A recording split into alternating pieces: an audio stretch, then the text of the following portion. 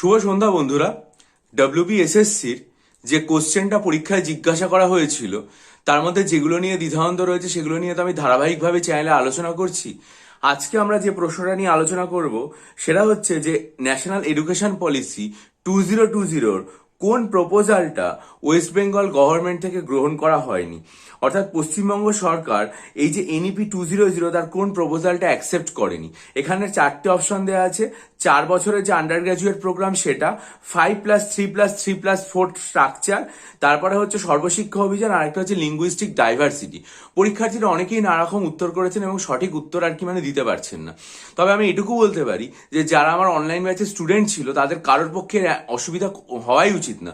তার কারণ ওয়েস্ট বেঙ্গল গভর্নমেন্টের তরফ থেকে যখন এই যে পলিসিটা অ্যানাউন্স করা হয়েছিল তখন আমি আমার অনলাইন ব্যাচে এটা পুরোপুরি একটা ডেসক্রিপটিভ ইংরেজিতে রিপোর্ট রাইটিং এর আকারে লিখিয়ে দিয়েছিলাম যে ওয়েস্ট বেঙ্গল গভর্নমেন্টের তরফ থেকে নিউ এডুকেশন পলিসি যেটা রয়েছে সেটা একদম গ্রহণ করা হলো।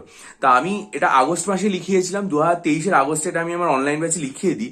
সেই জায়গা থেকেই আমি আমার রিপোর্টিং এ কি লিখিয়েছিলাম সেটা পড়ে শোনাচ্ছি, যার শিরোনাম ছিল Bengal government drafts its own education policy.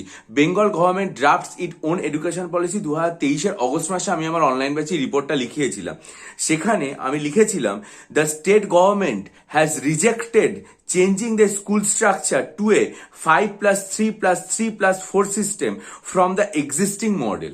আবার বলি আপনাদের সামনে, the state government has rejected changing the school structure to a 5+3+3+4 system from the existing model. তাহলে ওয়েস্ট বেঙ্গল গভর্নমেন্ট যখন ন্যাশনাল এডুকেশন পলিসি গ্রহণ করেছে তখন তারা 5+3+3+4 এই যে সিস্টেমটা এটাকে গ্রহণ করেনি।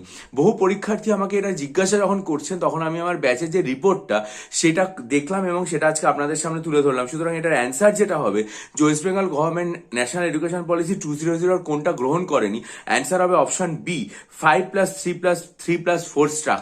অর্থাৎ এটা ওয়েস্ট বেঙ্গল গভর্নমেন্ট ঘোষণা করেনি। আপনাদের যদি অসুবিধা হয় আপনারা প্রত্যেকে বেঙ্গল গভর্নমেন্টের যে নিজস্ব যে পলিসিটা গ্রহণ করা হয়েছিল এবং এটা 2023 সালে সমস্ত নিউজ পেপারের রিপোর্ট আকারে প্রকাশিত হয়েছিল বাংলা এবং ইংরেজি, আপনারা একবার সেটা দেখে নেবেন, তাহলেই আপনার দ্বিধাদ্বন্দ্ব মিটে যাবে। অ্যান্সার হচ্ছে বি, 5+3+3+4। এটা ওয়েস্ট বেঙ্গল গভর্নমেন্ট গ্রহণ করেনি।